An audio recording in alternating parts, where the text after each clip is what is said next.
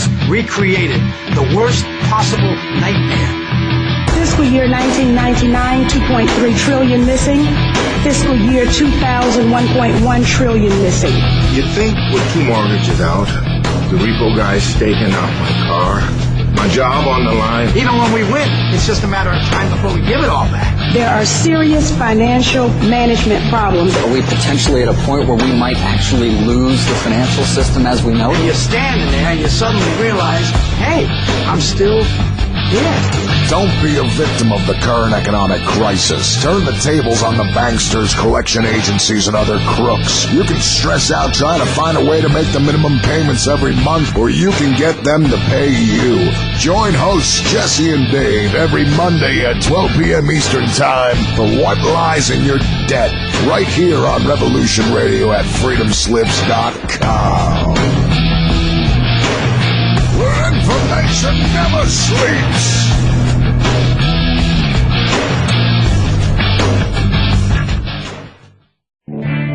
You need some more speed records in this day and age. You need coverage. Coverage? Oh, you mean them little root weevils that crawl around popping off cameras in your face? Those root weevils write history. Many of you know that quote by Jack Nicholson in A Few Good Men. You can't handle the truth. Well, you can, and Event Horizons will give you those truths. So when you're mad as hell and not going to take it anymore from that memorable senior network, you'll know just what to do. We will draw you in and become your news addiction at Event Horizons. Join us Monday through Friday from 10 a.m. to noon Eastern Time at freedomslips.com. At Revolution Radio. Our world team members are Dennis Fetcho, John Ilias, David Dunger, Hyla Cass, MD, Melanie Bridgton, Jim Mars, Paula Harris, John Trallo, Maria Payan, Christopher Husser, DODDS, Jonathan Orchard, and me, your anchor, Dr. Robin Falco. If you decide not to volunteer, it will not be held against you in any way. Sounds dangerous. It is. Very dangerous. Count me in. And that's right here at Revolution Radio, freedomslips.com, where information never sleeps. Enjoy your extra big-ass fries. You didn't give me no fries. I got an empty box. Would you like another extra big-ass fries? I said I didn't get any. Thank you. Your account has been charged. Your balance is 0. Please come back when you can afford to make a purchase. No. I'm sorry you're having trouble. Come on. My kids are starving.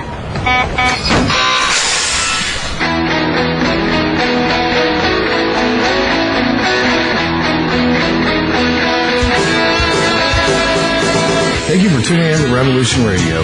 Here at Revolution Radio, we believe in freedom of ideas, freedom of speech, but above all, we believe in freedom of existence through self-reliance. This station is 100% listener-supported, and as a fundraising promotion, I have a kick-ass free gift for a $100 donation. 35,000 seeds. 25 years in the freezer. Long-term storable, 54 different varieties. So if food prices go crazy, the shit hits the fan, or if you just want to save tons of money every year by creating your own food like I do, grab our seed pack special. Just look for the banner on the homepage at freedomslips.com. Don't be a statistic. Don't be part of the problem. Be part of the solution. We need, as humans, to start taking care of ourselves and not depending on the megacorps to provide unhealthy, nasty food. Included in this package is also a DVD with 900 survival and off-grid living documents and the offline home canning how to do everything website all on the DVD. So when you're growing all that food, you know how to can it, store it, preserve it, etc. with all these documents. So thank you for tuning in to Revolution Radio at freedomslips.com. I hope that you will pick up this package and start learning to be free.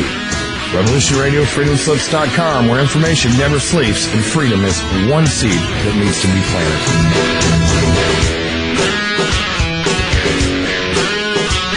What we do in life, it goes in eternity. Hello, good day, and good evening. Welcome to Researchers on a Mission Radio here on freedomslips.com, Revolution Radio. My name is Joe Kiernan, and I'm the host of the program this evening, along with our great co-host, Mr. Dave Stinnett, is joining us this week. He was out ill last week, and our man is back on the program. And we're going to be discussing a whole bunch of various topics and debatable theories that have been thrown around, and interesting topics that really need to be addressed, and some good attention needs to be put onto them. These are things that there's a lot of theories for and not much scientific fact. There are scientific facts for a lot of these theories and phenomenons. However, there's no cumulative attention scientifically put onto them to explain their origins and their happenings that still intrigue us today. We'll be speaking on quite a few different things, with going back a couple thousand years to modern times, speaking on different origins of humans, different symbologies through time. We have to talk about the Coral Castle, as well as the vortex in Oregon and other places throughout the world, and a few other things in recent news. One thing I really like to pick Dave Stinnett's brain about is the recent sightings of UFO lights in the California area, and those same lights quite possibly creating some sort of a crop circle or marking on the ground. These are things that are hot in the news right now and instantly debatable, of course. But we'll get to the bottom of that. Dave, how are you tonight, buddy? Good evening, Joe. How are you doing? Man, we're doing all right. Doing okay. You're still getting crazy weather in Jersey, I see. Yeah. Hot and cold. Yeah. So we're taking out on the East Coast right now. And an Arctic blast is about to move in, from what I understand. Yep, we're getting hammered. Well, that's the new year. Well, it's a new year, everyone. I haven't talked to anyone since last year. It's nice to talk to you, Dave. It's been a while. It's been at least a year now. Everybody was going on saying, I think this is going to be a mild winter. And I was like, no, the solar maximus is done. All the solar cycle is done, and it's going to start getting cold again. And I don't think so. And, yeah. Man. 2 weeks before winter comes in, we just get hammered out here. One after the next. Yep. And technically, we've really only been in winter for 2 weeks. So it'll start really shaping up, I think, especially this Arctic blast. This thing it's quite unusual. I mean, it's even going to come down here into the Carolinas, even farther. We're saying a deep freeze even in Alabama. It's unheard of, really. I know it's going to be, we're going to hear a lot of talks on the orange crops, I'm sure, if they're going to get damaged and what that's going to do. And I'm sure we'll feel the ripples of that for months. But Dave, I gotta get you while the topic's hot, and you're the man to talk to on this. Let's go to California.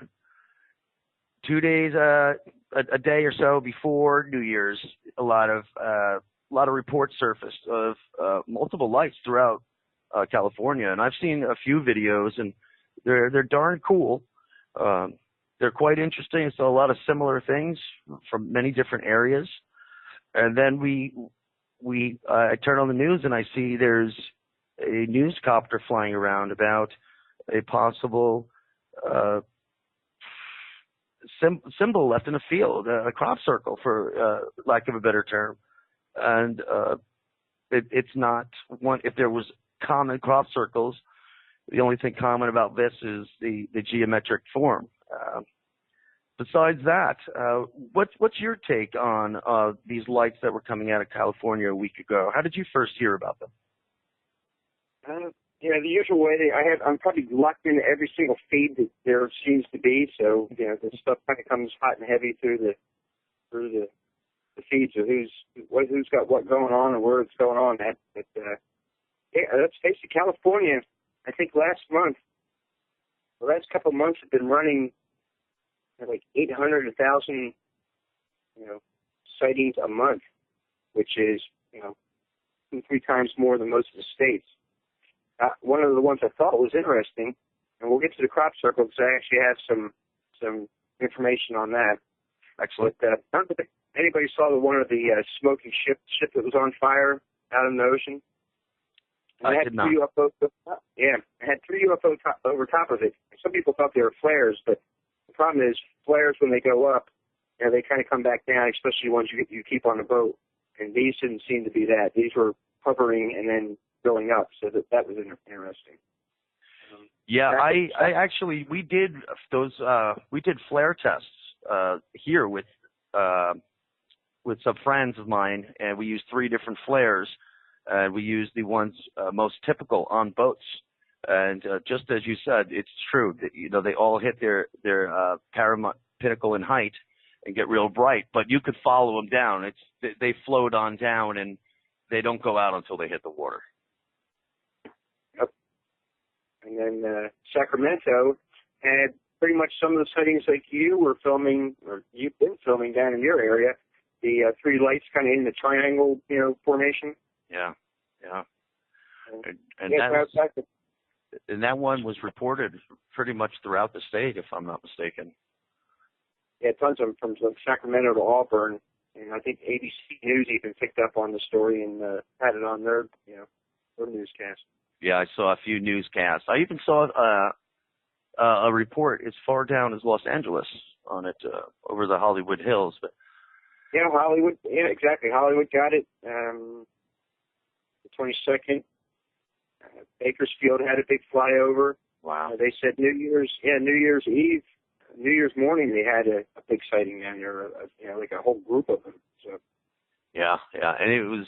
It's always an eye grabber for me when there's just a big flood of the same reports statewide. When it's not isolated to a few individuals or a specific area. It was just like over 2 days, everyone was screaming lights in the sky, and then crop circles appear. And well, that's the thing with that crop circle. The big hullabaloo on that crop circle is one. It's unusual because it was square, but it had 129 on it a lot, and it seems what that was is that they saw some people were actually sighted with GPSs working in that field, and it looks like it's a publicity stunt for NVIDIA, who has a 129-core new processor or something to that effect coming out. And I think they were supposed to have a press conference tonight, probably Eastern time. People could probably still pick it up out there.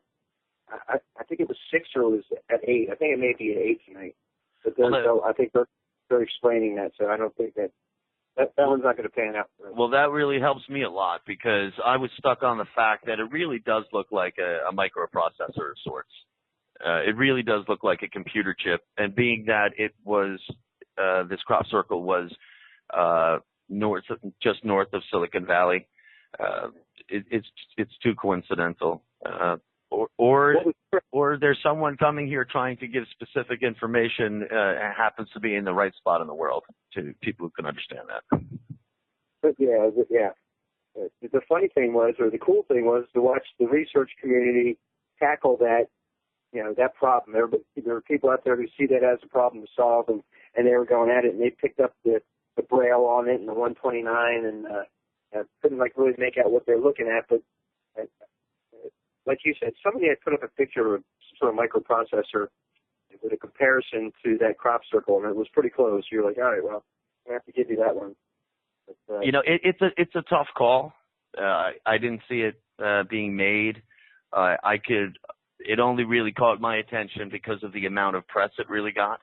And when I saw press videos of it, how the road was just lined with cars and trucks, people standing on the hoods of their vehicles watching it. And I figured we really might have to pay attention to this one because it seems like everyone is. And usually when the news puts it on, it's usually a quite partial ad, usually not in favor. I saw one ad where they were really breaking it down and using they were putting math formulas into it, and they would really get into it. Of course, it's geometric. You're going to find the proper mathematics in it to make it into really anything. But again, it does resemble a computer chip or a processor in a way. It's similar. there are a lot of people out there that say when contact is made on a technological level that, this could just be a way that information is handed off. It's a way we can understand it. And, if that's the case, then it is something that would benefit microchips in the scientific world on that sense. Again, it really picked a key spot to do it. We know that crop circles have been around for a long time. And unfortunately, there are individuals who are very skilled in making them.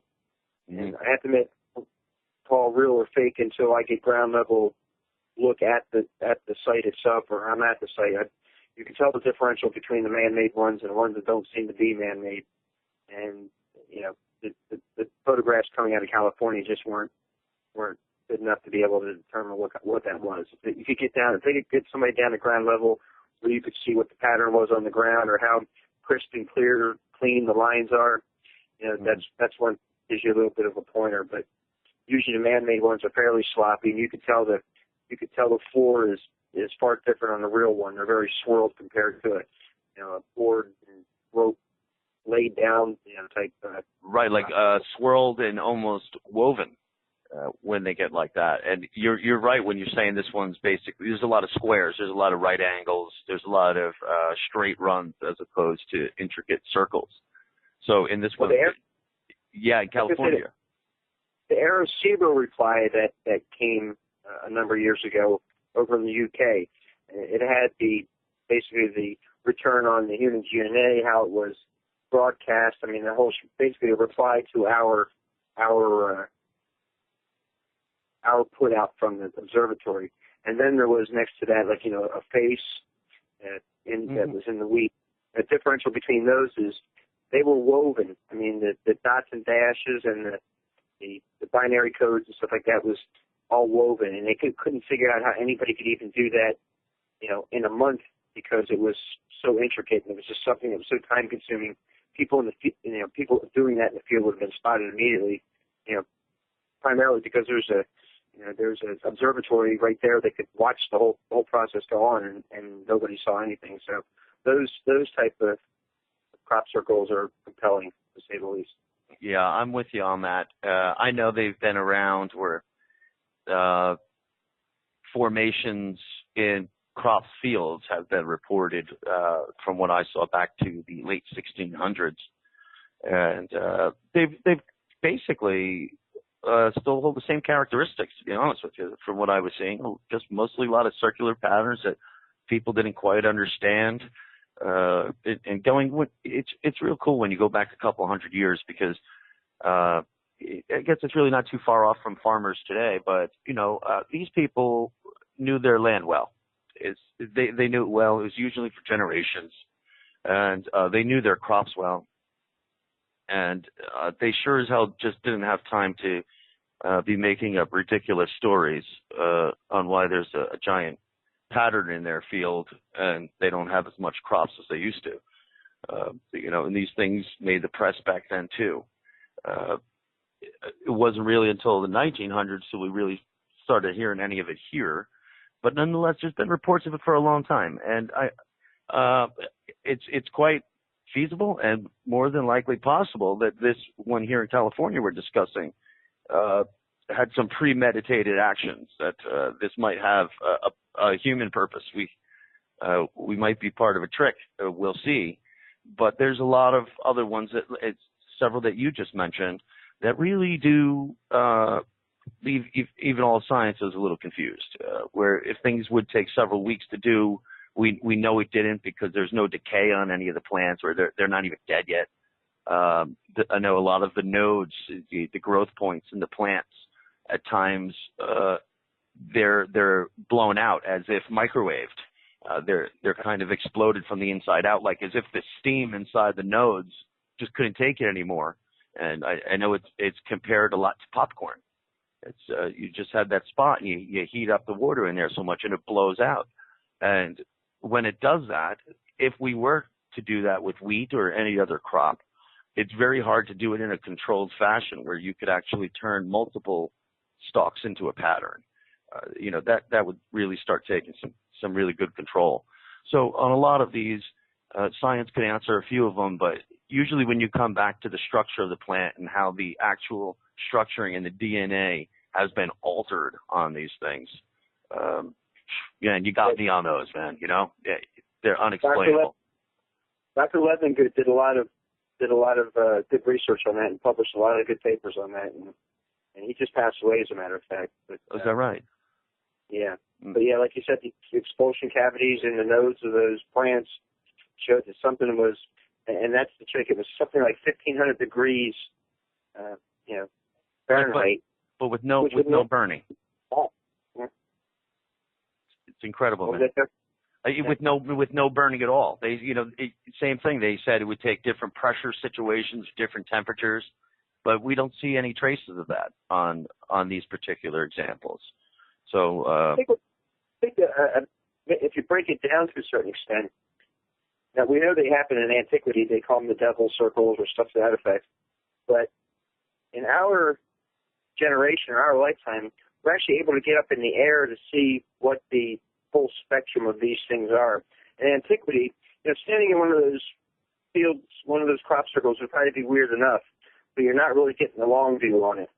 And it's kind of interesting because they seem to be indicative of something that has to be seen overhead to get the full effect. If they tapped in antiquity, if it was extraterrestrial or extra-dimensional, why would they place something that would need to be seen from the air on the ground with people who don't have the ability to get into the air to see the whole picture? So yeah, there's been some of this on that type of stuff. It's the same thing, and I'm not even trying to correspond the two of these together, but it's kind of the same situation as in the deserts of Nazca with the lines and a lot of the animals and things out there that they knew they were there, but until we really had a good bird's eye look at it, where it's that's the compelling part about Nazca is the fact that you don't really get a real grasp of it from the ground.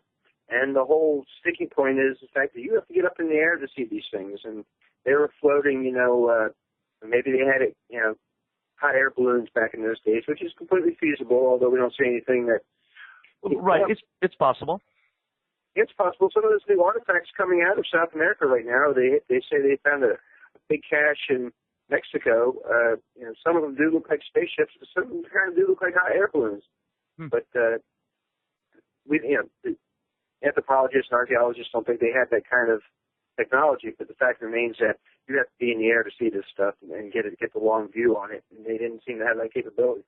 That's true, because if we do talk about Nazca for a minute, creating these objects, the one I always like to look at is the large spider that's there in the desert. Where they have obviously 8 legs, but if you follow, let's say the hind right legs, you have 4 parallel lines that each leg makes a turn, and these legs are equidistant. They make the angle at the right degree on all legs. They're the right distance, and when you're following these parallel straight lines, as opposed to the very long triangular lines they have, the trapezoid lines. These lines on the legs of the example being the spider, they look like they're running right next to each other because they're so perfect. But in reality, they're several hundred yards apart. And to accomplish that is remarkable. To view it from the air, it seems only logical. But, I also have to assume these people would have had really not a solid way to check their work without looking from above as well. So just to do these from the ground with having no ways of looking from above to check your work is remarkable, because these people apparently made no mistakes. They made no math mistakes. And I know they say you could easily kick the dirt around and make a line. I understand that's how it can be done, but not with these lines. They're so perfect, and they hold true to all the laws of design. And to be able to do all of this without checking your work is just remarkable to me. It's like working on a piece of art blind and not being able to check the perspective of it. It's remarkable. the other sticking point with that, Joe, is that if you look at all the mountain ranges around Nazca, that's the only one that's shaped like it is. And present theory seems to feel that they literally leveled that area. They cut that mountain flat so they could actually do that. But the sticking point is, what did they do with all the rubble? Because there's no rubble on either side of that mountain range, and everything around that is peaked except for that area. That one area, it looks like somebody actually quarried that thing down to that level. And if we were to talk about doing that to just one hilltop there, we're really talking about an amazing amount of stone.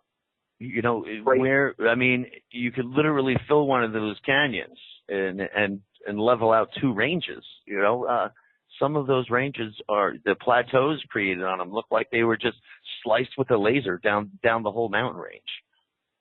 Yeah, and a part of me thinks, well, maybe that's where they were quarrying the stones for those, great cities that they had.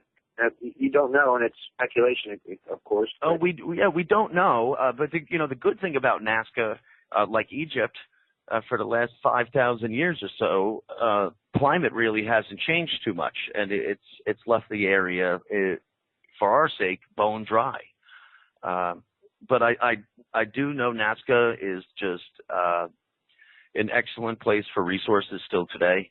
It is dry and barren, but it's very easy for humans to go there and find what we're looking for and to mine it. You know, everything's right there on the surface per se. All the markers for all our elements are there to find, which of course some people would say is what others would be looking for if they came here. I'd have to agree. If there is life visiting us, I don't believe it's for our knowledge. I don't think they're coming here for our to benefit from us. They're either coming here for the studies of life or studies of the planet we're on, which our planet does stick out like a sore thumb in the universe. We're the densest planet as far as we know. We clearly have water. We're just completely teamed with life, especially compared to anything we know. But we don't just have some life here. We have all kinds of life, and we always have.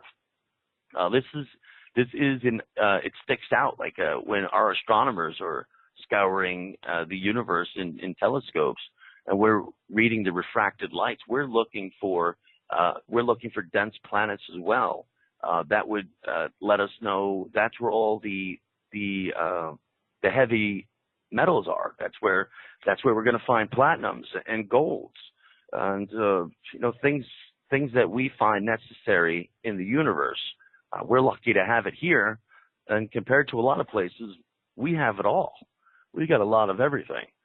So it's true, and it was funny because we were having discussions amongst the field researchers this past weekend, and one of the characteristics that we agreed on was the fact that these crafts appear to like areas where there's some water and there's trees, but generally mineral-rich areas. Minerals. Radons. It could be practically any. In the UK, they find the same thing. These things have a tendency to be in mineral-rich areas. Why that is, again, there's plenty conjecture to go around, but it does seem to be a characteristic. Right. Well, I mean, it's an old theory kicked around that we've been mining gold for higher powers for 100,000 years or more.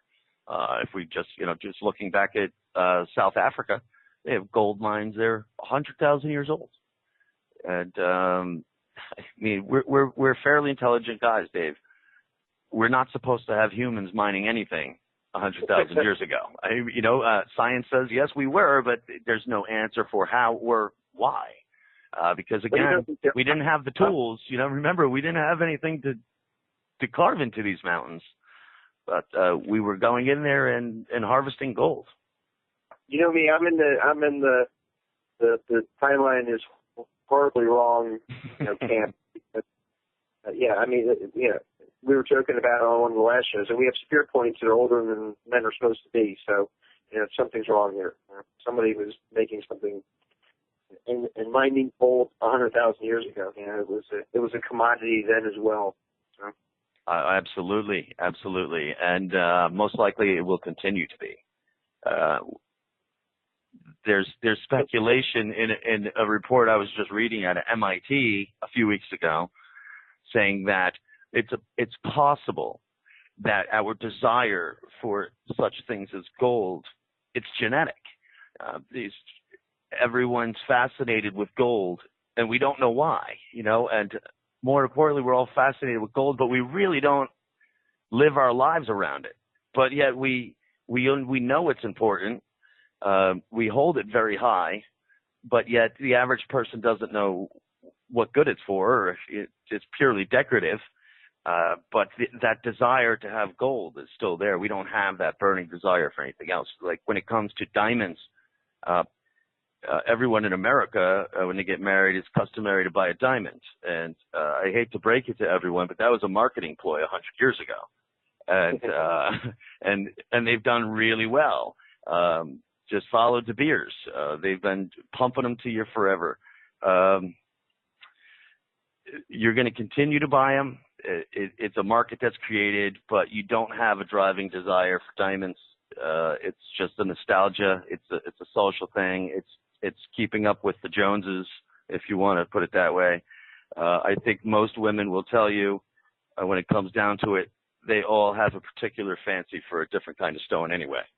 But there's a lot that comes status-wise and ego-wise to have that giant, luscious stone that really doesn't hold much importance. And we're learning, besides using diamonds for carving and getting into harder metals, we really don't have much use for diamonds. They're not an excellent source for gearing.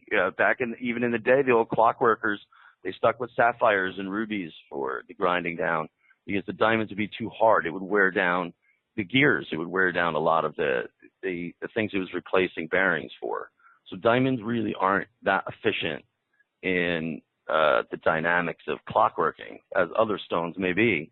Like an 18 jewel clock or a watch, none of them will be diamonds, and it's got nothing to do with the money. It's just it's a tough substance. It's really tough, and they've created a hell of a market for them, is what it boils down to. Gold is where it's at. I don't know why. We love gold. We feel gold is important, whether we own any or not, personally. But there's an interesting part to that too. I had come across some tapes. A bunch of old researchers had dumped all their VHS videotapes on me, and they basically said, "You're the one who's bringing the torch. Here's our research."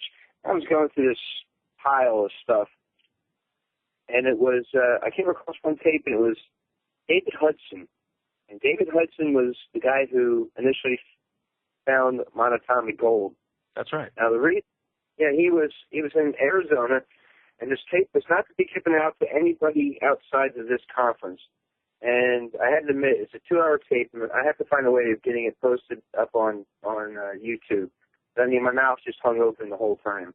And he was not feeling comfortable about the position the United States was in and how our money supply was. So he was basically working like an old-fashioned kind of scraping the ground in bulk and applying a chemical process to get out all the various heavy metals and platinums. And he kept getting left over with this white powder. And he hired a chemist, and the chemist basically said, "I'll work for you until I find out what this stuff is." And he could pretty much take the periodic chart and break everything down. He had that ability. And they just could not find out what this was.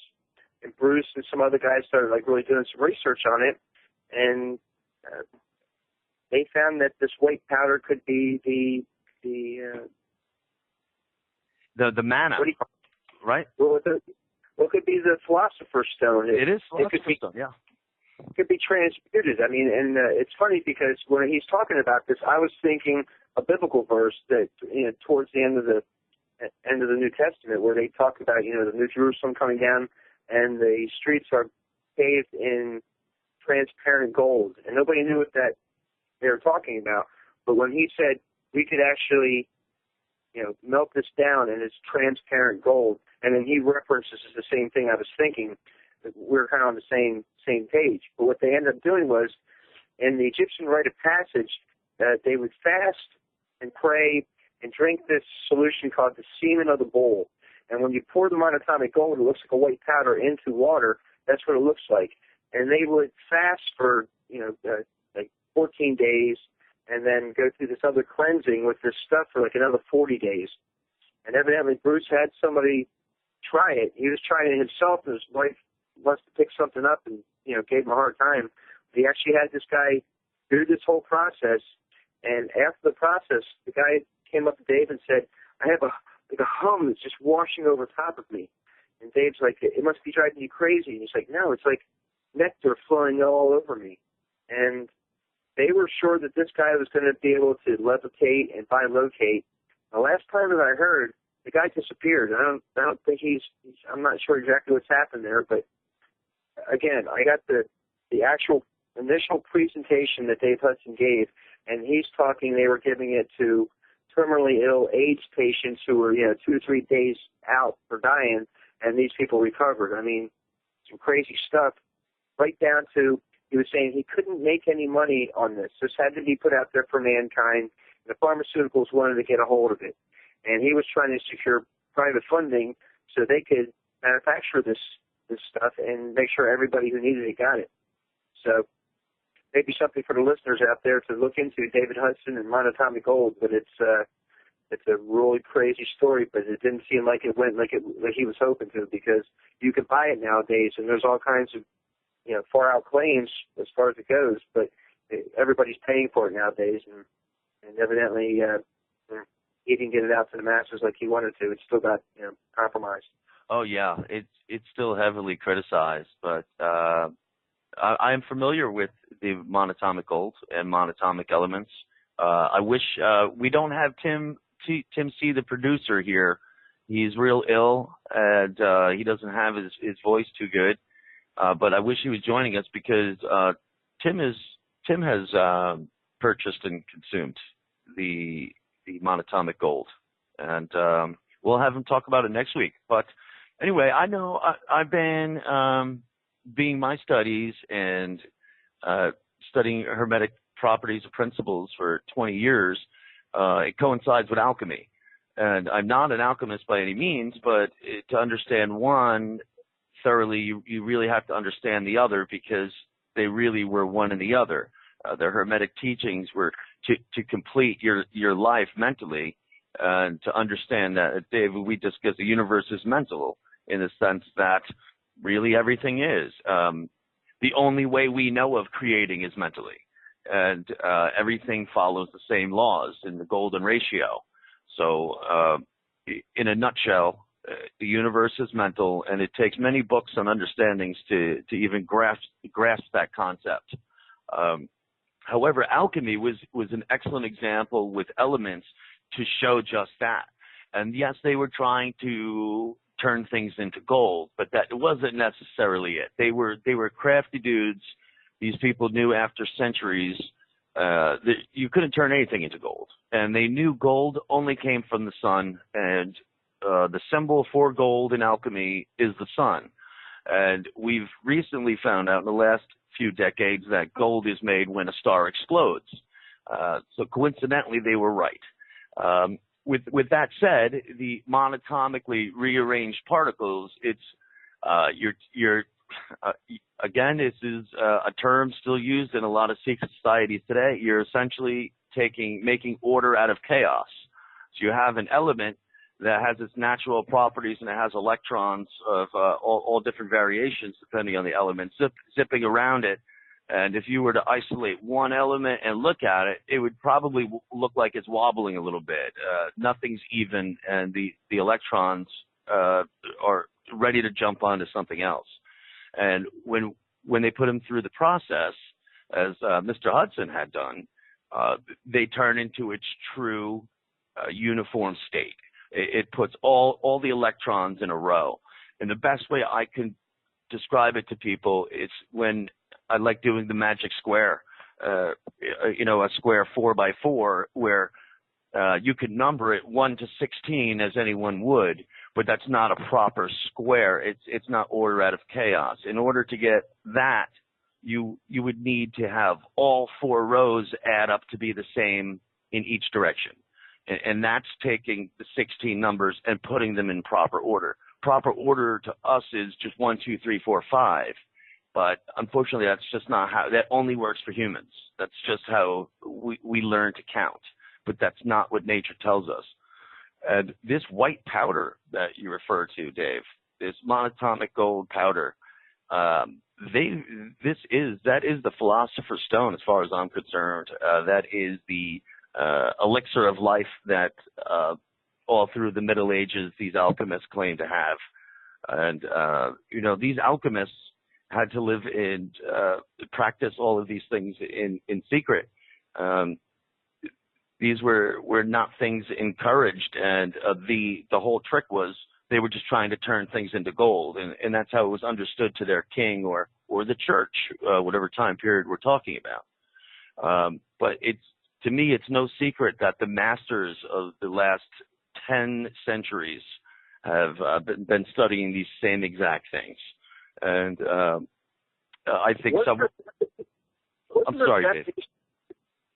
Wasn't there Japanese scientists that actually created gold in the lab? I mean, I think his process was, yes, 20 times the amount of that it would take naturally to do. But I think they actually made gold in a lab, but it was incredibly expensive to do. Yeah, I did hear the same thing, and I also read a paper on how, of course, we all know today that we now can make diamonds. Most of my life, that was out of the question.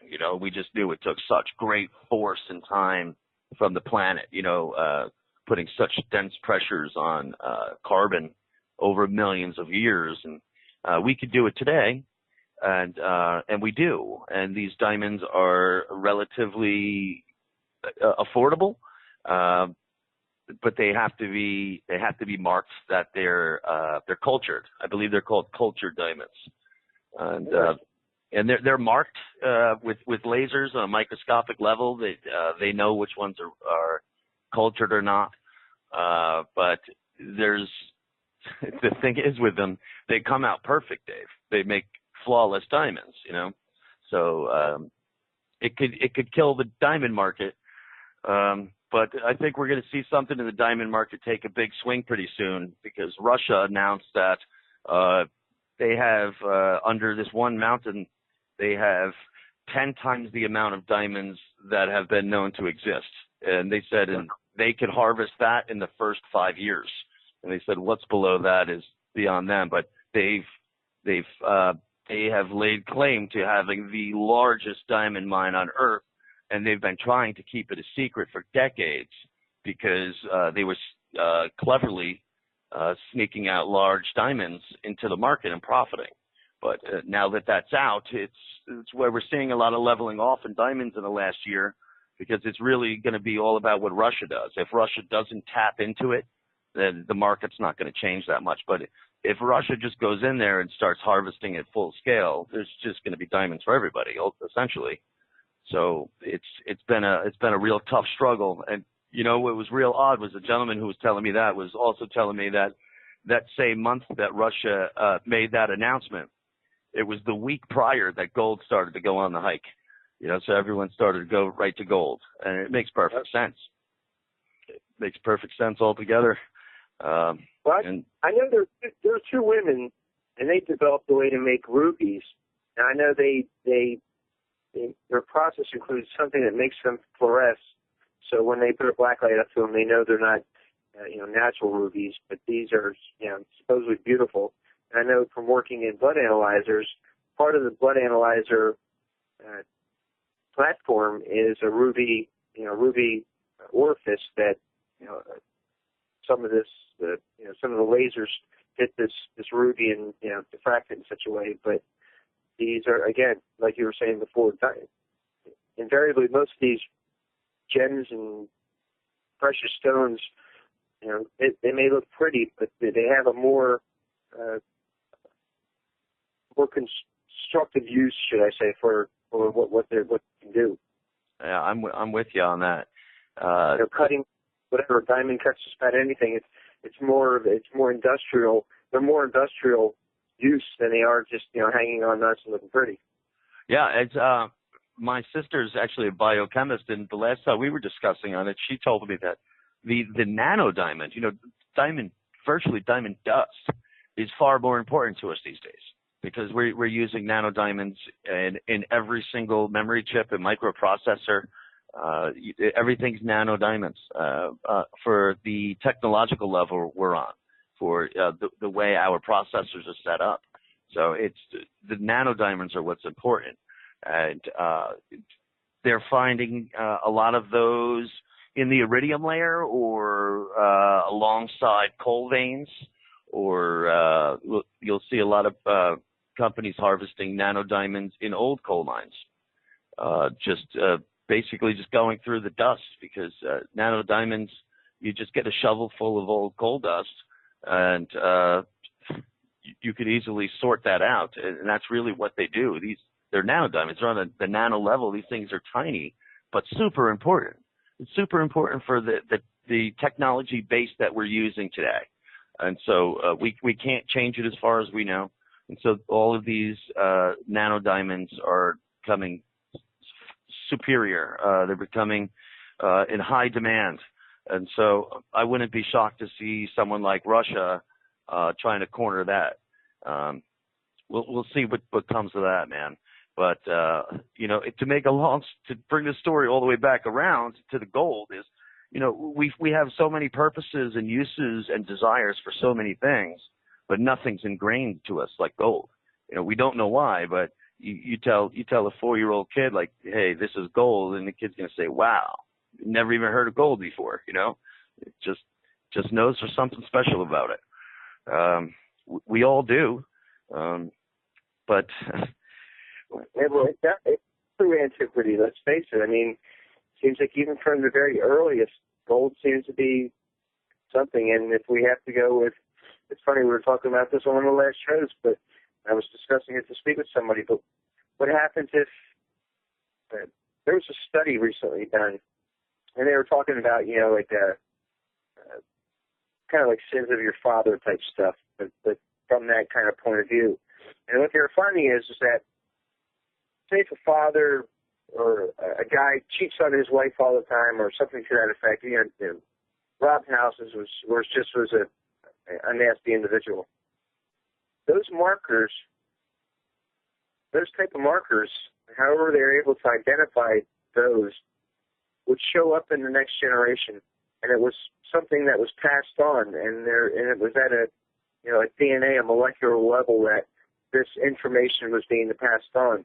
So if we put that into the gold into that context, maybe for some reason we were programmed like that, or there's some sort of memory where we always seem to want to gravitate toward this gold stuff, because it does seem to be a common thread all through antiquity. It seems to be something that is of value, and even back then when there wasn't a lot of it, it was still coming out. I mean, there's probably a ton more of it out there today than there was through antiquity, but it still seems to be gold valuable for some reason that we don't even really know. Yeah. Right. And speaking here in America, we're really not even allowed to stockpile it. It's such a strange thing, especially here in the States. So, especially for our Constitution, because we're allowed to. So. Right. It's a strange thing. I guess when we came off the gold standard is really when we were really stopped being allowed to stockpile bullion, right? So now about right.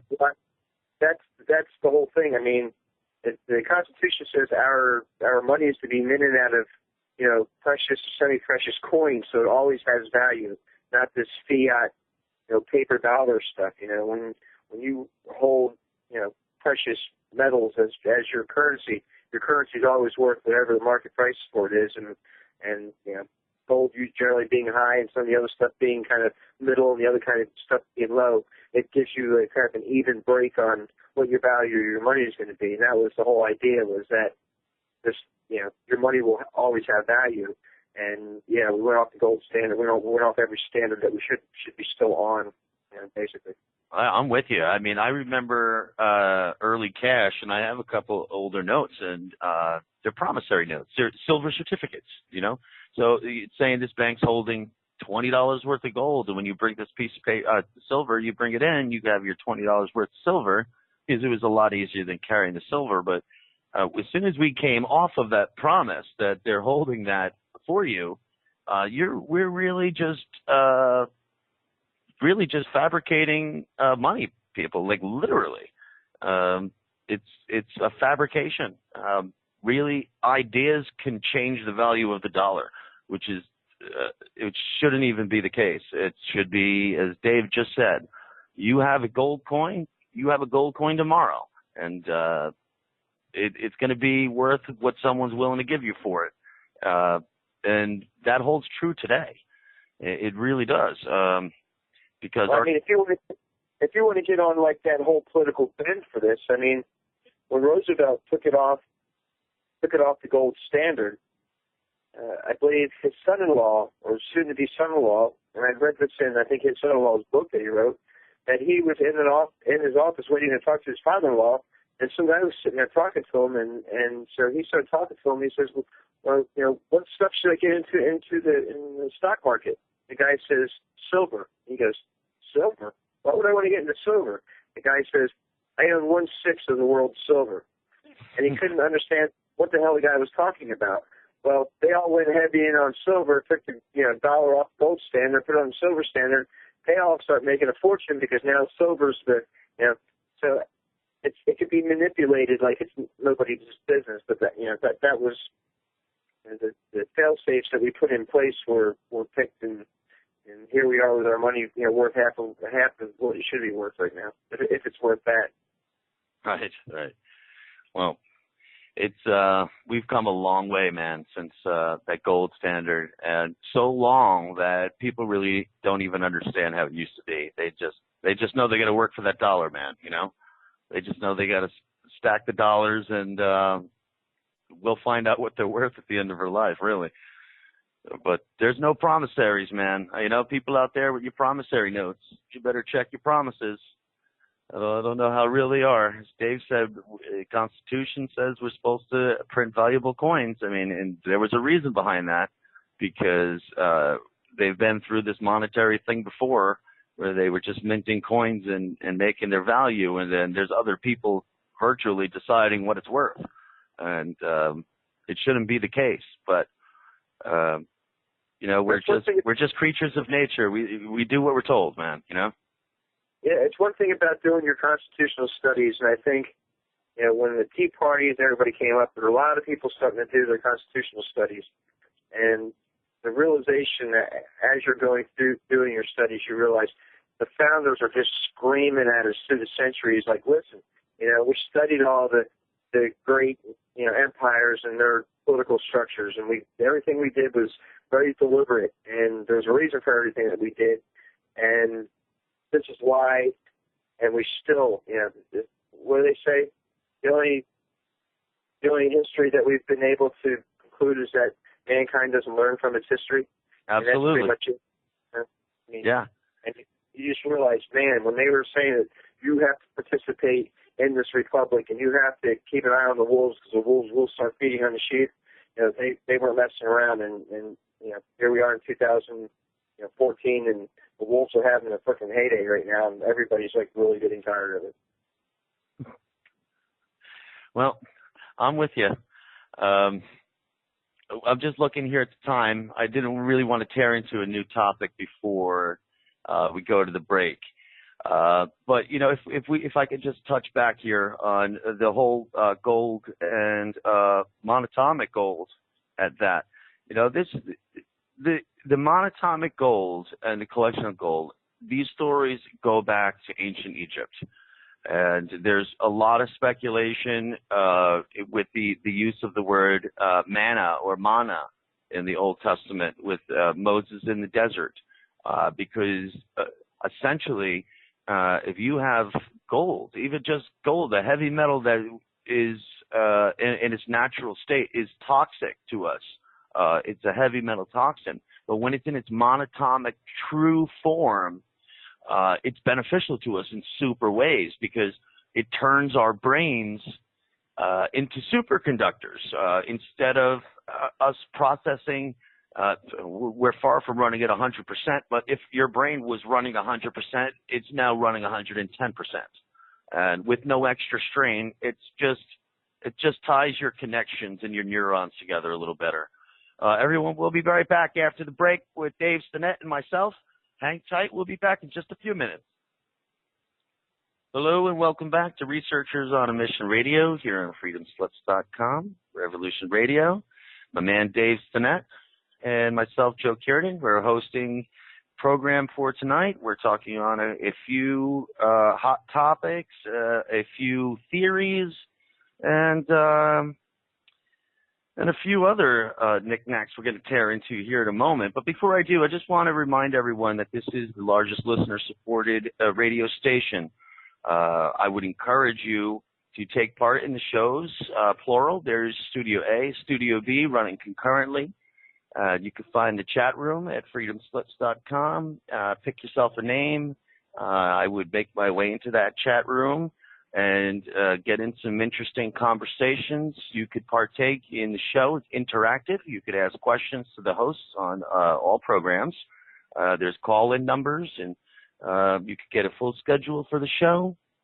If you wouldn't even mind, I would encourage you to find the donation button and drop a few bucks in there.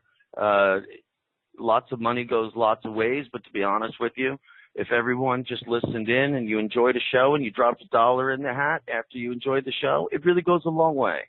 It really does. And what we do with that money is we provide this platform to provide these programs and bring the real news, the real truths, real theories, hot topics, and a lot of the breaking news you won't get in mainstream media that's regurgitated over and over and over. None of it you believe nor want to hear. With that said, Dave Stinnett and I are a completely different angle here. We'll give it to you straight, and we'll give it to you real. And we're not here to waste your time or ours. If you have any additions you want to give to the program, the number is 843-491-6077.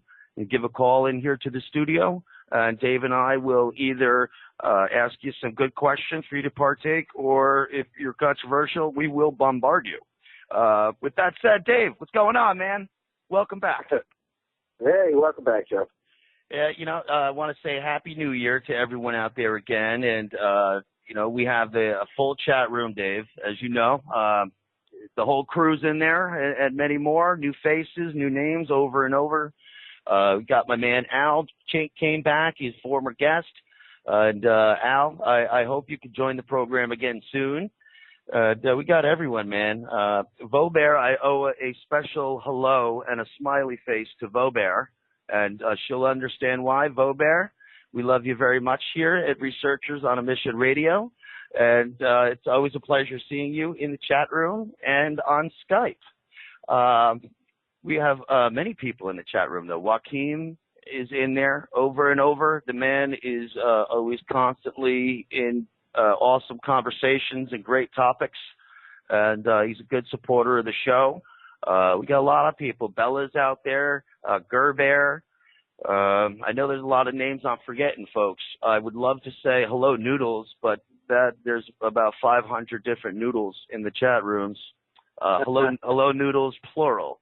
So Dave, man, Dave, I'm going to switch it up, and we're going to hop off of gold, because we all know we have predetermined gold, and as we recently found out, our genetics do have a memory. And that does coincide with alchemy and the Hermetic teachings that memory doesn't belong to you nor me. It's all out there. Your brain really just lets you attain it. You can tap into this universal knowledge, universal mind, if you will. And everything in nature follows laws, and your genes are no different. Your genes are actually should be more conscious than yourself.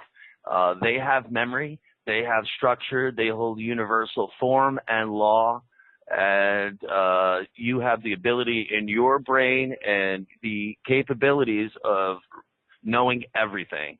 The people who know more than you are either being more attentive or you're just comparing knowledge a little wrong. But most of these people are just a little more in tune, and by that I mean they just pay more attention to themselves. To know yourself is to know everything, and if you don't know yourself, you don't know anything.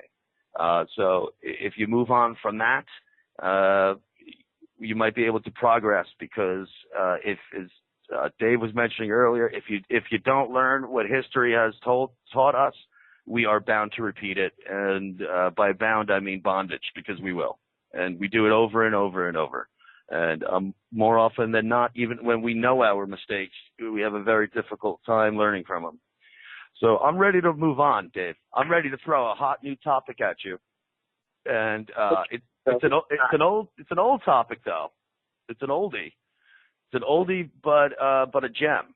I'm going to take us down to the southern tip of Florida, outside Miami, to a place built by the name, it was built by a guy, Edward Skalnin. I always say his name wrong. This dude was about 5 foot tall. He was a Latvian immigrant. He was basically a recluse, worked alone, didn't share much of his knowledge or his day-to-day life with anyone. And there's a beautiful love story that goes along with it, like most things we can't explain. You just pepper a nice little love story on top of it, and you always say, well, for the drive of love, man will accomplish anything.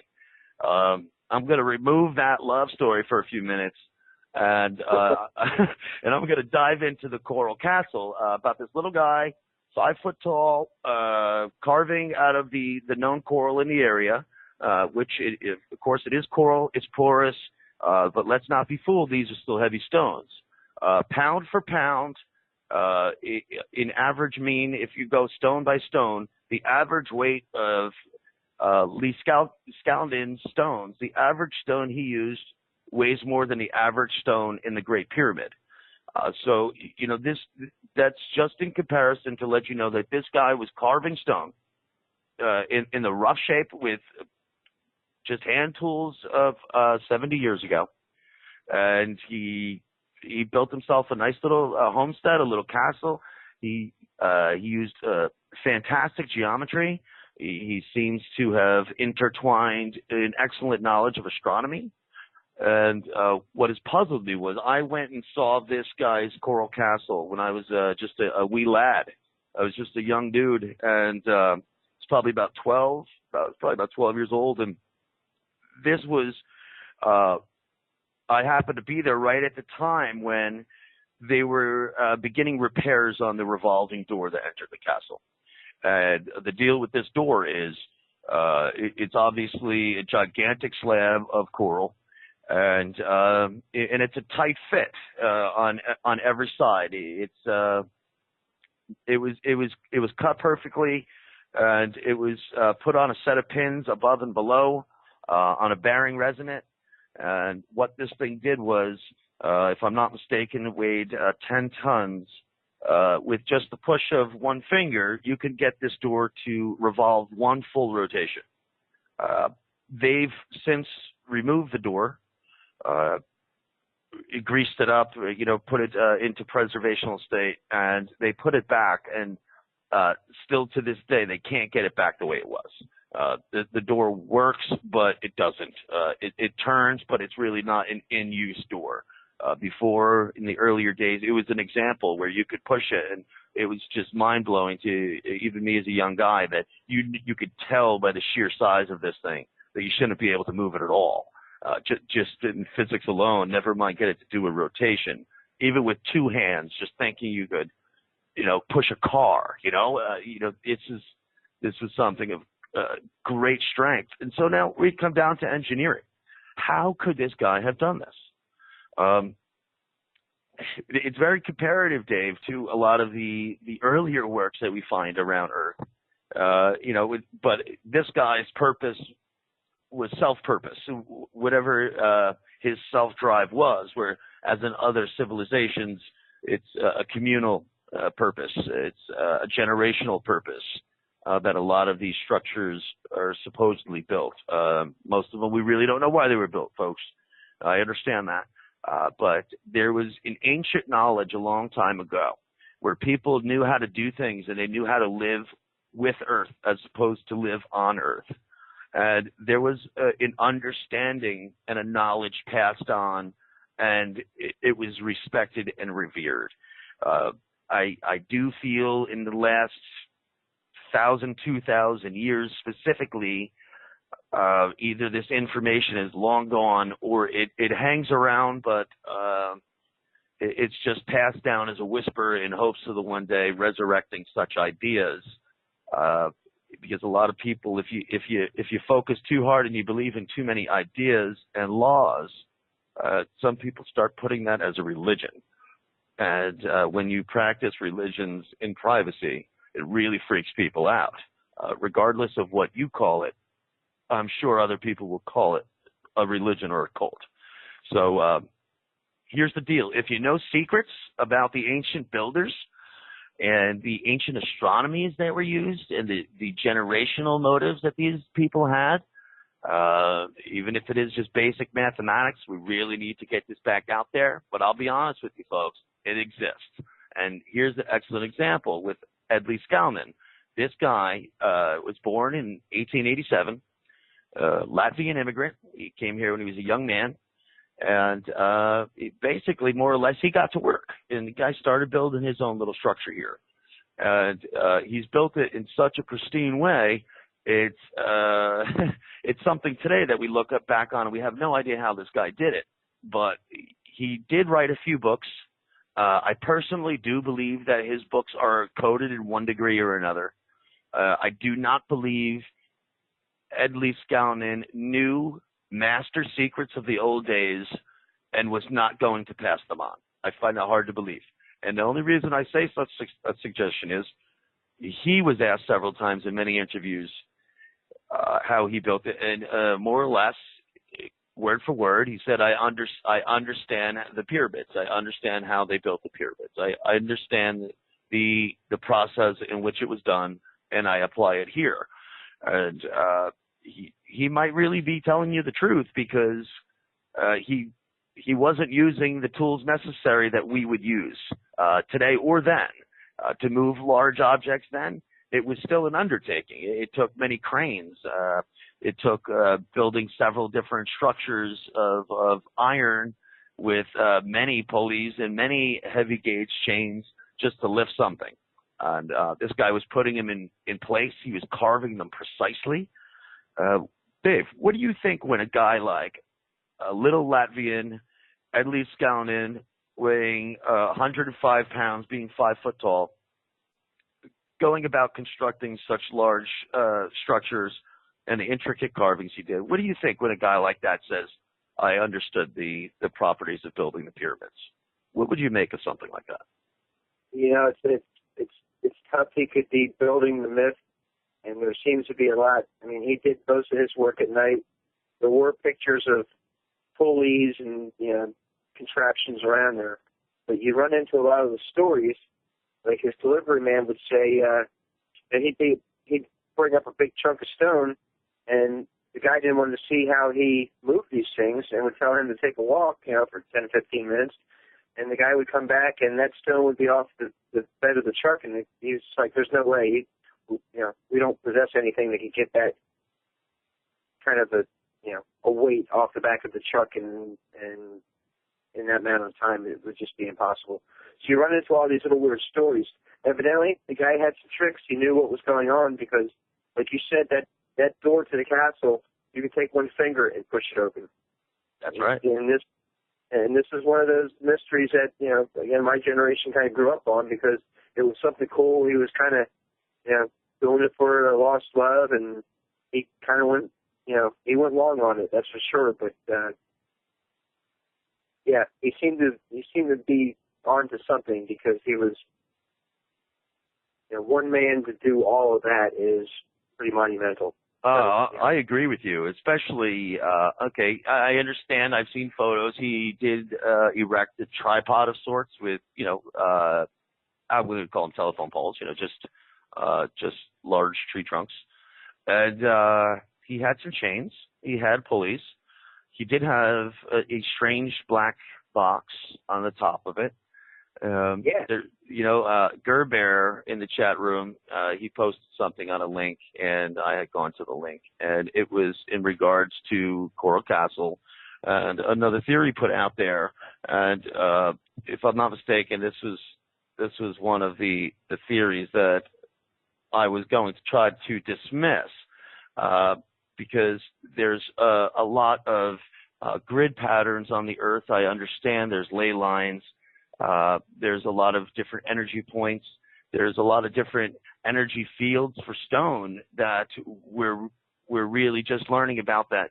Once it's heated up, once we start hacking away at it, we kind of liven the properties of the stone. And there's speculation that they can be manipulated at that point. And I say speculation because no one really proves any of this.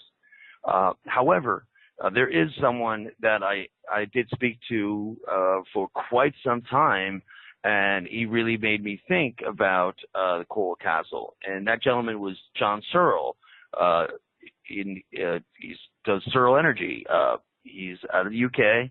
And Professor Searle, what he has done was he has created a way in which, using magnets, that he could essentially have power going forever. It's renewable energy. It has to be harvested right. But I'll tell you, Dave, the coolest thing about Dr. Searle is when he finally, well, not when he mastered his art of his magnets, when he was in the learning phases of his magnets, it was really cool what he was telling me, because he said that when he first learned the proper way to align all of these magnets the way he does in order to get this effect, it came to him in a dream. And he had the access to build these things, and he understood what he was supposed to do. And so he got to building it, and he built this little contraption that he had on his dining room table, and it was just supposed to spin a bunch of magnets around. And he was more or less trying to create electricity with magnets. And he got the landlady of his house. He was renting a room. He told the landlady of the house what he was doing, and she was cool with it. And she said, all right, if it's, not going to do anything really, go for it. And so he turned the thing on, and the thing just shot up and stuck on the ceiling. And he reached up and he couldn't get the thing down. And he had to unplug it from the wall, which gave it its first spark to get going. And as soon as he pulled it out of the wall, the thing came down. And, he said, hey, I'm sorry about that. And the landlady said, oh, you told me nothing was going to happen, but what the hell was that, And somehow he got her to agree for him to do another test.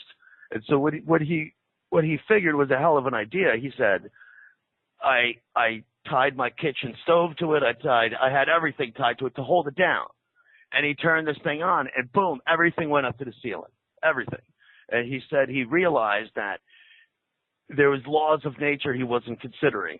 And, being the genius he is, he had to consider that when this thing is creating its field, its inertia magnetic energy field, we're forgetting that the density of objects no longer matter, because when he starts the thing up, it's just as dense then. We're thinking gravitational forces. And when the magnets are rotating in such a way, it basically creates a little force field around it. And I say force field because it's really not so much creating its own field. It's just separating itself from the forces that we're used to. And he was able to control this thing in time. And Professor Searle, he will be coming on the program in probably about 2 months from now, if I'm not mistaken. And he's going to tell us all about it, folks. But Dave, I'll tell you, man, when I was talking to this guy, he told me that he got it to the point where he was able to control this thing in flight. And he said he was responsible for dozens of UFO reports to the UK in the 50s and 60s. And he said he was able to control this thing by ham radio. And he was setting up a link of ham radio operators worldwide, and he was sending this thing around the world. And he has done so with evidence several times. And this is back in the 60s. And with his structure today, we'll talk to him when we have on the program, because I think he said he could take this object and fly it from Earth up around the moon and back in really just a minute or two, you know. It's really nothing. And but the thing is, he's got it under control. And most recently, a few months back in Colorado, we had our last energy summit there. And Professor Searle, although a lot of people in the last 10, 20 years have been doubting him, he did have one of these devices on display there. So he did put a lot of the skeptics to rest at that convention. And I'm going to predict and anticipate everyone out there, if you haven't heard of John Searle yet, you should look into it, because it's soon enough you're all going to know about it, or you're all not going to know by the purchasing of his fabrications or the suppression of, or they're usually intertwined. And I say that, people, because there's absolutely no money to be made in free energy. Go find an investor. Tell someone you can make free energy and find someone to give you money for it. It's not going to happen. Find someone and you tell them you found a natural resource that you could burn and continue to harvest and sell it, and you'll have a line of people at your door. Until the day comes when universally we put greed aside and start working with the energies of the universe. Until then, unfortunately, you're all slaves to whoever your dollar goes to. And you're just continuously running your cars and homes on dinosaur bones. With that said, Dave, let's get back to the Coral Castle. Castle, man. You stumbled onto a very good point that most people overlook with this. And this was something that's always driven me crazy, is the black box. Mm-hmm. That black box, seen in photographs on a lot of the areas where he's working, and supposedly that black box had some sort of abilities that allowed him to do some of this stuff. Well, after really taking in Dr. Searle's work, I really looked into his work quite a bit before I spoke to him. It's absolutely astonishing. Everyone out there at home, look up John Searle. His videos are on YouTube. There's many videos done on the guy. Bradley Lockerman is another gentleman you could look up. He's his manager. He's a plethora of information himself. As far as I'm concerned, they're two geniuses working together, which really causes some attention. But Dave, you're right, man. After I talked to this guy, once he controlled it, it was, as I mentioned with the oven and other units, weight really wasn't an option. It was no longer a problem, but it needed to be factored into the equation of the magnets. Well, the Coral Castle guy had a black box, and that black box was a mysterious black box. Nobody seemed to know what it was for, but it seemed to be something that helped them move those stones around, people thought. So I thought that was an interesting little. Well, Professor Searle he's got his device down to, a reasonable size. For an example, when he went to the Energy Summit, for instance, and he was able to bring this thing there. But I'll tell you, his first prototype, when he made this thing and he had it on his table, I've seen pictures of it. I'll tell you, it's relatively the same size as that box. And I'm not saying it's the same. I'm just saying, if I had Dr. Searle's things in a box and I had Professor Searle there controlling this thing, it seems pretty clear I can lift whatever I want to. And that seems to be what his physics apply. And I should also tell you that Professor Searle, he did have a lot of these thoughts on his own. And just like any other genius out there, usually the eureka moment is in a dream, it's in a daydream. It's not when they're deep in thought. They just get hit with this beautiful thought, and it makes perfect sense. Everything comes together, and they say, Eureka, that's what I'm looking for. And I want to touch back on what I said earlier. You talk to these geniuses and they'll tell you that thought did not originate with themselves. This is information that's been here. It's been around.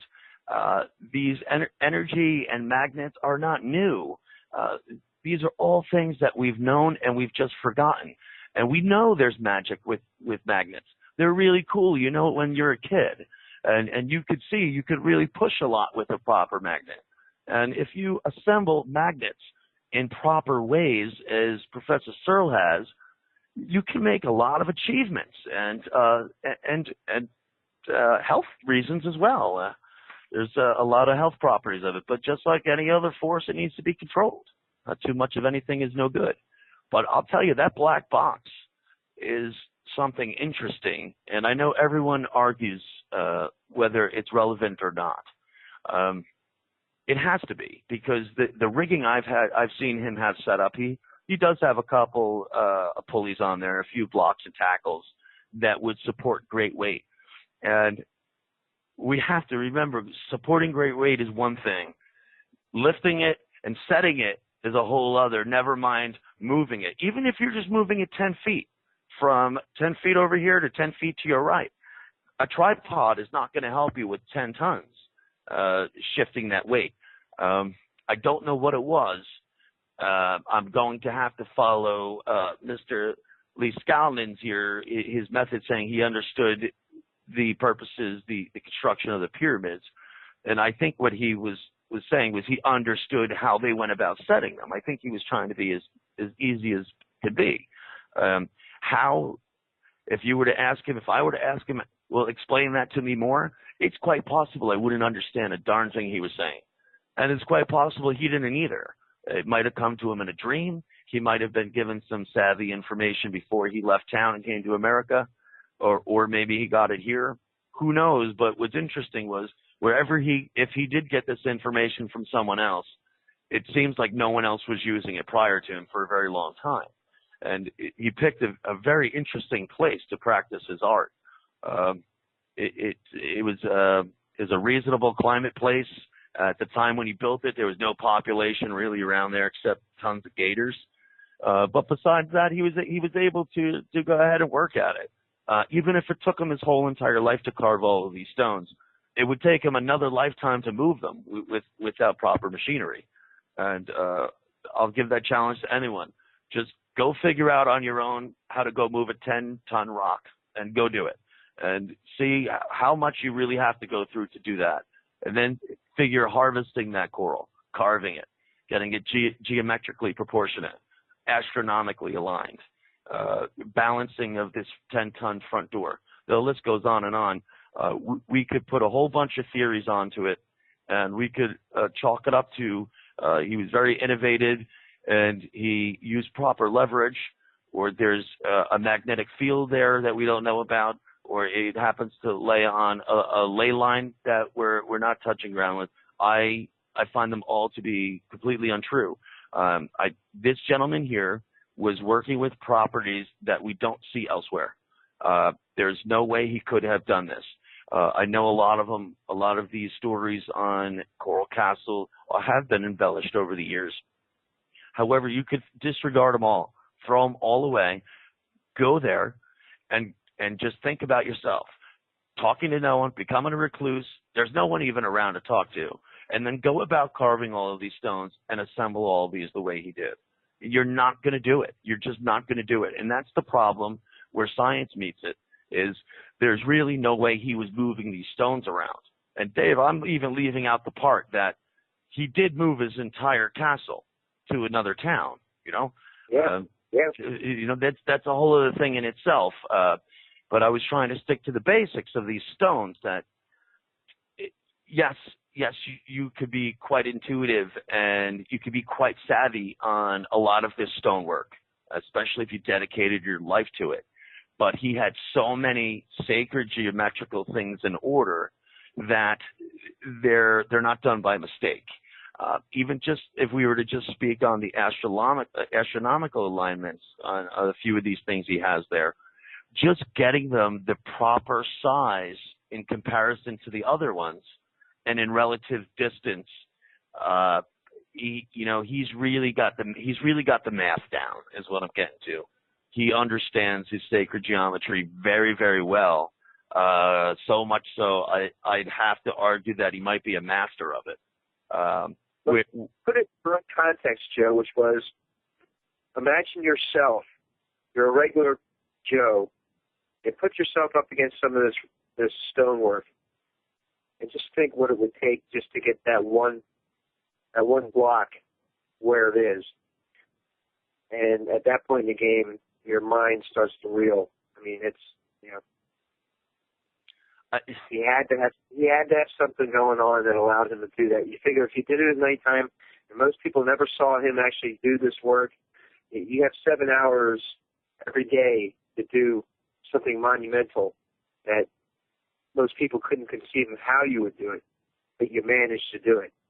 That's right, because you're hitting it right there, Dave, because if we go back to ancient times, the people who were harvesting the stones were not shaping the stones.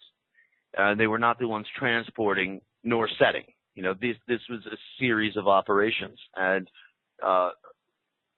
this little gentleman, Ed, here, was doing all of the above, but not, I'm leaving out a crucial step when it comes to Ed, was after he harvested these stones and before he took on this incredible task of moving them and setting them, he carved them into works of art.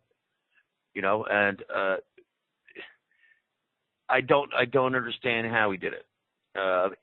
His mathematics are so proper that he was onto something a little more than your basic algebra. And these mathematicians go back thousands of years, and if he's using the same geometry they used back then, if he wasn't hit with a divine message, or if no one gave him the golden secret before he left, this is just another message out there, people, that this gentleman quite possibly could have just been, more or less better word, meditating, finding his own. He just got in touch with the natural forces, and the guy had an understanding. He understood, because if you don't understand what you're doing, you're never going to do it in anything. You have to know it back and forth, and when you know it front to back, top to bottom, you become creative with it, and you control it at that point. And it seems to be that that's what this gentleman was doing, and he put it into an art form. And I commend him for it. He left a beautiful landmark, and he left an outrageous puzzle. And human nature really doesn't like leaving secrets around.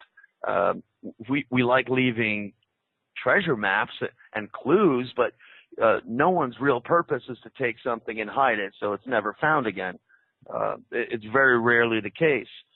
It's quite possible here, but I can assure you, folks at home,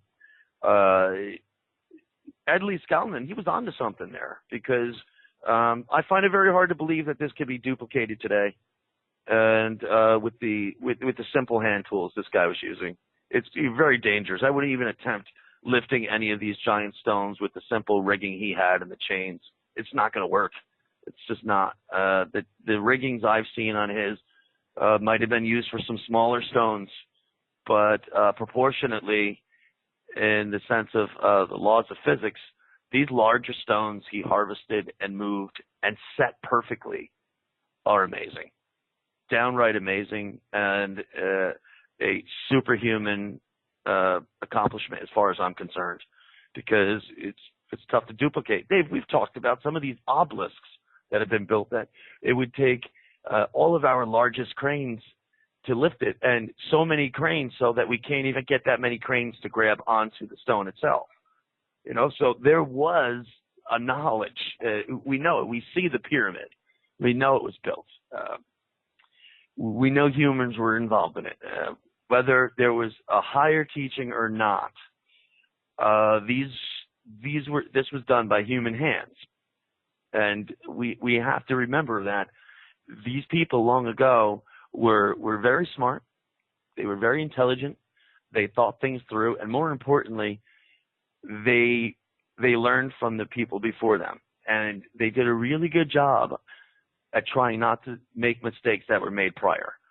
These are things we touched on earlier too, that we just discard a lot of things when they found something to be true, and that was fact. That was fact, and it was no longer debated, and it was shown to you, and you understood it, and you moved on.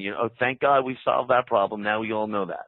But modern days, we just keep reinventing, and we have to rediscover so many things.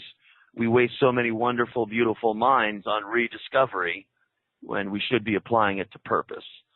I was listening to a guy saying that about the library at Alexandria, that we're so far ahead in our development now. But what happens if we would have had all of that knowledge? Would we be even further along than we are now? Because there was a ton of stuff that was lost there. Oh man, tons. I would probably estimate more than half of our knowledge was lost there. The Library of Alexandria, in my opinion, is one of the greatest achievements by man and one of the saddest destructions by man as well.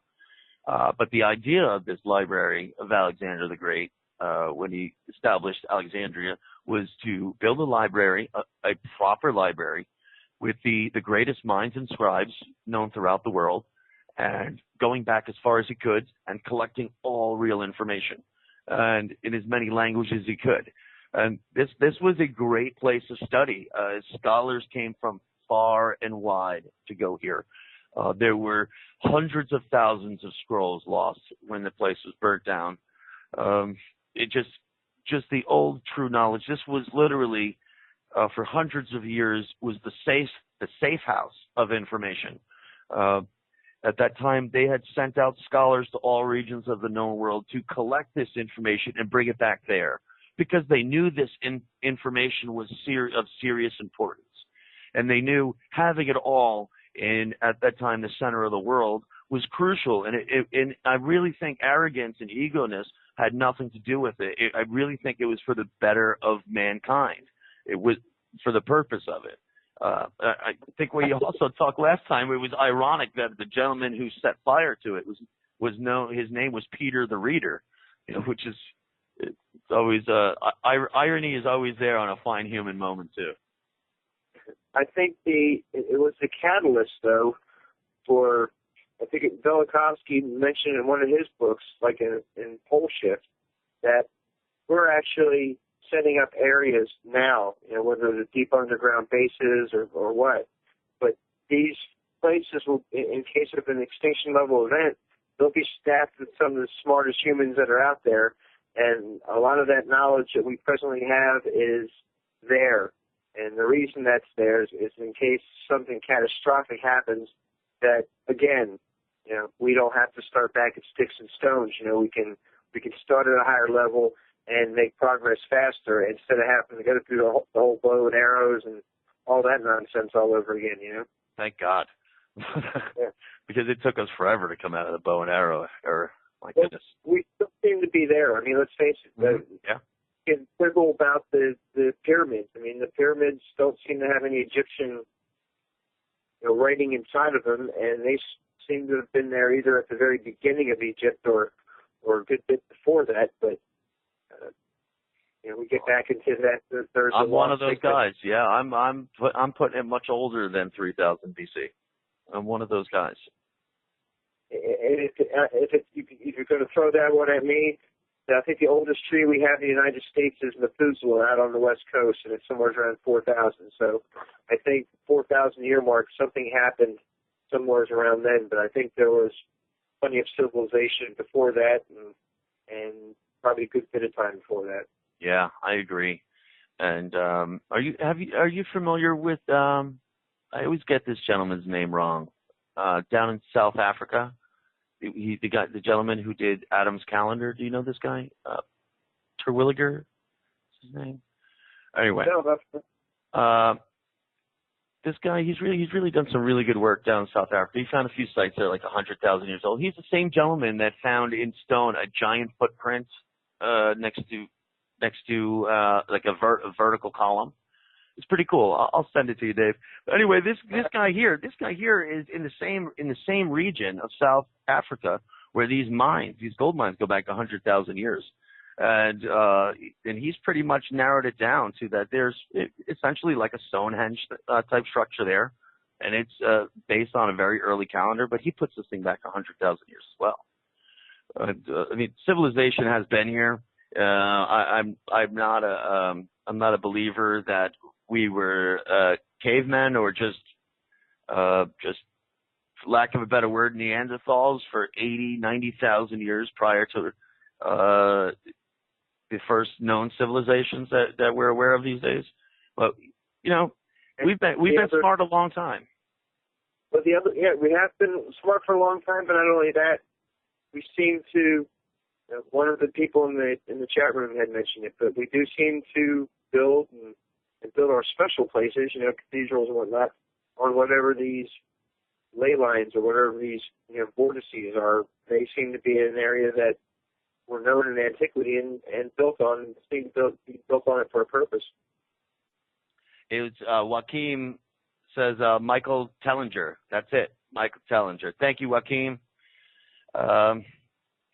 Yeah, we should check him out, man. That guy's really onto something. He's doing awesome work. That guy. Every time I look in his updates, I mean, that guy, he's really onto something down there, and rightfully so. I mean, there's markers all over the place, and he's lucky enough to be in that area. And this is a part of the world where we rarely hear of any archaeological findings coming out of these days.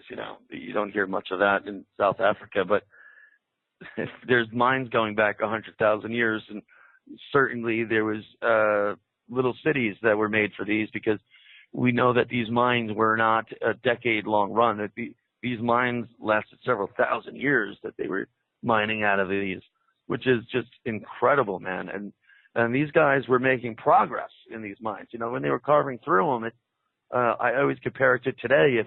If we took on this undertaking with, what you basically know of, because we have to assume that's what they did a hell of a lot better than I would do. I can tell you that. But I think we were giggling about it one night, but there was a Chinese crew that went to Egypt, or Japanese, the film crew, and they wanted to settle for once and for all that this is, the Egyptians built the pyramids, blah, blah, blah. So they take them to the quarry and they give them the tools at the time, and they sat there for a week and basically got nowhere. So they took a wet saw, cut a block, said, all right, we're going to transport it the old way, but they couldn't get enough people to pull it or something, and they couldn't get the oxen to pull it. So they're like, all right, we'll put it on the flatbed. So they take the flatbed down to the river, and they have the reed boat there, and they winch it into the reed boat. The reed boat hits the bottom of the canal, and Hawass and the authorities are like, all right, you guys got to pack it up and go home. This is done. And I mean, there you have it. There's a modern day crew trying to do what they did, and they had to cut corners all the way through just to get it done. They still couldn't get it done. The boat sank. So, wow, right, that makes no sense. These crew got some of the film out, and it was pretty funny because they show the whole, basically show the whole process, and it went horribly wrong. Right. Well, I mean, I always considered if they were moving these large stones they did have decent seafaring vessels at the time in Egypt, but let's be serious. Some of these stones, they would just go take your boat right to the bottom, man. Yeah, I can't see them moving an obelisk. An obelisk. Oh no. Right. Can you imagine what kind of transport they would have needed for that? I mean, that's just. We don't even know how to lift a couple of them. There's a few of them that we don't even know how we would lift them. Never mind transport, and we're talking supposed to be 5,000 years ago. So I don't know what to say about it. Obviously, I don't have the answers for the pyramids. We got to go to Coral Castle for those, Dave. But hey, we're running late on the show, and there's a couple other topics that I'd like to get into, and there's one I'm leaving out, and it was going to tie in this one, but Dave, I want to touch on, and I'm going to try to do this in somewhat of a way of not getting too much into politics, is the Bush family. we have two of them that were presidents, and if we take our last president, specifically his grandfather, Prescott Bush. Prescott Bush was a savvy dude. He was born in the late 1800s, and he was a very successful man. And he went to Yale University, and he had a few early opportunities in life that he capitalized on. When he was a young man, Prescott Bush, he married his wife, and his wife's father was the largest dry goods wholesaler in the Midwest. And by the Midwest, I mean everything west of the Appalachian Mountains. And this was when railroads were striving and doing well. And Prescott Bush went into the business. And right away, one of his dad-in-law's friends, who was a magnate in railroading and by the name of Harriman, it was an excellent partnership at the time, because this guy was a kingpin in railroads, and his one buddy, Prescott Bush's father-in-law, was interested in shipping dry goods all over the country. So it was an excellent partnership. Prescott Bush was sent to New York to start a banking investment with this railroad magnate, Harriman, and they started several different banking units to begin with, but then ended up with the overseer known as the UBC, which is a Union Banking Corporation out of New York. And he became very, very wealthy from this. But Prescott Bush, if I could remove his achievements in American history, he also appears in some interesting spots in history too. For instance, I am a golfer myself, and there's a famous golfer from the 1920s named Bobby Jones. Bobby Jones was a famous golf amateur. He had a fantastic career, and at that time there was a big battle between the United States and Great Britain on golf back then, and it was a big deal. And one of the biggest rounds of golf this gentleman Bobby Jones ever played, it ended up leading to the largest year of his career, and winning the Grand Slam, and that means he was winning the biggest golf tournaments on both sides of the Atlantic that really only professionals should win. And he was the man. He was winning all of them until one day here in the South, he was playing one of these rounds, and he was on his second to last hole, and he hit a terrible shot, and the ball was lost. And he was giving an unfair ruling. As history goes, it was fair to Bobby Jones, but someone had told him, no, all you have to do is put your ball here, and you just take a one-stroke penalty and you play from here. And it was the second to last hole, and this led to him winning that tournament and going on to get a ticket day parade through New York. And of course, that one person who lays in controversy still about that call, out of nowhere appears Prescott Bush. It's Prescott Bush who makes this controversial call. It's really the only flaw in Bobby Jones's career, and it's still one of the shady things still discussed in golf. But Prescott Bush, nonetheless, was right there in a controversial spot, because that really changed a lot. That was during the 20s. You know, it was a big drive, and it really helped out golf pretty big. And I left out a key point here that this was also the time when Bobby Jones did all this. This is when the world of golf really opened up to everyone. Everyone wanted to go play golf. And it worked out real good, because Prescott Bush's father-in-law was building golf courses, and he was the president of the Golf Association. As a matter of fact, the Walker Cup, which is the amateur contest between Great Britain and America, still that Walker Cup is named after his father-in-law, Walker. And the trophy that they still use today was donated by him. So the Bush family has not only been in baseball, but they've been in golf for almost 100 years now. Did I interrupt you? Were you about to say something, Dave? It's funny because a few months ago, I had a friend of mine, and he runs a Tesla basically information website, and he is probably one of the foremost guys who do this. He runs a podcast, and it's very successful. But his site is helloearth.info. But he gave a presentation at one of my monthly meetings I have here in New Jersey, and it was the Bush family, and it was there was a German connection where they kind of slid in here during the war, World War II or something. Oh, yeah. And it was, and they had pictures, and it did look like George Bush Sr. as a young man in there, and their name was slightly different, and it was something, but it was compelling enough where quite a few people after the meeting, kind of crowded Curtis, and his name's Curtis Cooperman, and was trying to get further information because it was compelling. Oh, absolutely. I mean, they were dead right, as I mentioned, and SJ mentioned in the chat room about his German Nazi connection. When he went to New York and was sent to work with W. Averell Harriman, they formed the UBC, the Union Banking Corporation, and the Union Banking Corporation. They had ultimately one primary customer, and it was Fritz Thyssen. And Fritz Thyssen was one of the earliest supporters of the Nazi Party, and in turn became one of the largest financiers of such. And he was smuggling money, arts, all kinds of treasures, and hiding them all over the place. And he was using the Union Banking Corporation basically for laundering.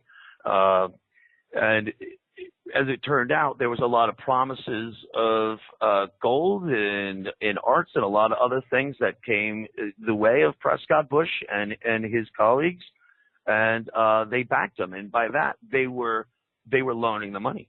They were loaning him great deals of money. And as the paperwork showed back, they really weren't repaying much of it. And the United States was on them hard and was cracking down on them in the late 30s about their transactions with this new Nazi party that is now in World War II, although we weren't. And I'll tell you, Prescott Bush and his friends didn't back off at all. They leaned in harder, and they went full steam with Thyssen, so much so that the United States government in 1942 had to step in and shut down the whole entire operation and confiscated all holdings by the UBC. So everything the UBC was doing was all illegal. It was all Nazi support. And the United States government completely shut them down. They shut them down forever. Maybe there was a time when there's quite a bit of, Nazi support here in the United States prior to the war or during the war, where they had small enclaves where these German groups had infiltrated these various places, and this was, stuff was going on. So, well, then one more. We're running late on time here, but I'm with you there, man. And the reason being, we have a secret societies, and I know here at Yale, where Prescott Bush is, he's a graduate from there. Prescott Bush's grandfather, Prescott Bush's son, his grandson, they go to Yale. And they're all members of the Skulls and Bones. And what is it, the Bones organization in Great Britain? And they have the Bones, right? Yeah. Well, they have, we don't know for sure, but the story goes they have the skull of St. Jerome. That is the centerpiece of their secret society. And possibly other bones of St. Jerome or additional folks.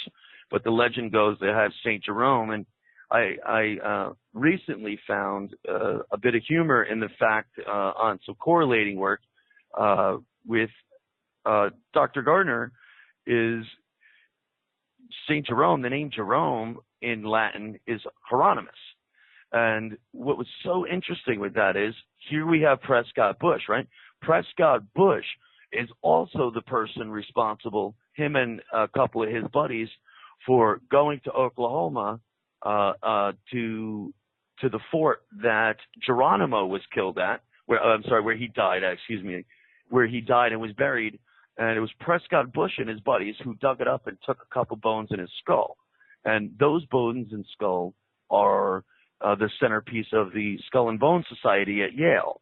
And there's been a lot of debate trying to get those bones back, but it's not property of Yale's. So it's hard getting a secret society to prove they have it. But nonetheless, Prescott Bush is responsible for this act. Now, back to the St. Jerome skull across the ocean. What's interesting is the name Geronimo is also Hieronymus from the earliest days. The name Hieronymus means the sacred one. So I find it so profoundly interesting that across the seas they have a skull that belonged to someone with the name the sacred one, and we have the same thing here. And Prescott Bush is no fool. He came from a long line of very successful people, obviously originating in the UK. Prescott Bush can trace his genealogy right back to the signing of the Magna Carta. The Bush family they've been around a long time, and although they might have had the Kennedys in the spotlight taking all the heat for the whole century, there's been a lot of other people in the Bush family really profiting, and they continue to do so. They were involved with a lot of lending in the early days. As you mentioned, Prescott Bush was in banking and funding a lot of the baseball parks throughout the United States, built many of the golf courses.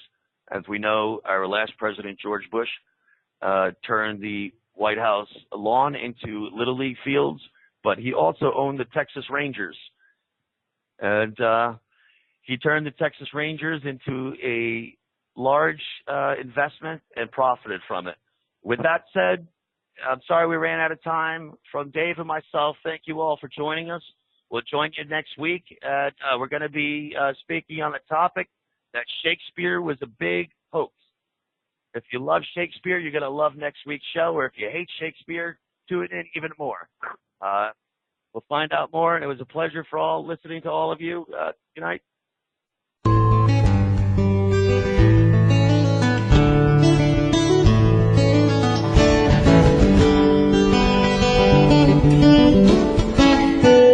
Listening to Revolution Radio at freedomslips.com. We'll be right back after this message.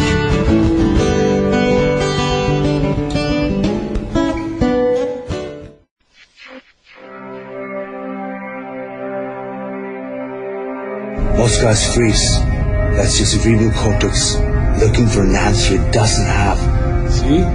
Even your brain knows you're screwed. The body is filling with adrenaline right now, whether you know it or not. The heart's beating fast. It's getting a little harder to breathe. The neurobiological system is telling it to run, but your knees are too weak to move. Fear is not real. The only place that fear can exist is in our thoughts of the future. It is a product of our imagination, causing us to fear things that do not at present and may not ever exist. That is near insanity. Do not misunderstand me. Danger is very real, but fear is a choice. We are all telling ourselves a story. You're listening to Revolution Radio at freedomslips.com. 100% listener-supported radio. Reporting the danger. Unafraid. Right here, where information never sleeps. Revolution. Radio.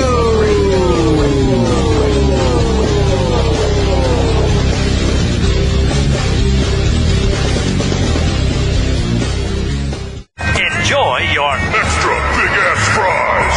You didn't give me no fries. I got an empty box. Would you like another? Extra big-ass fries. I said I didn't get any.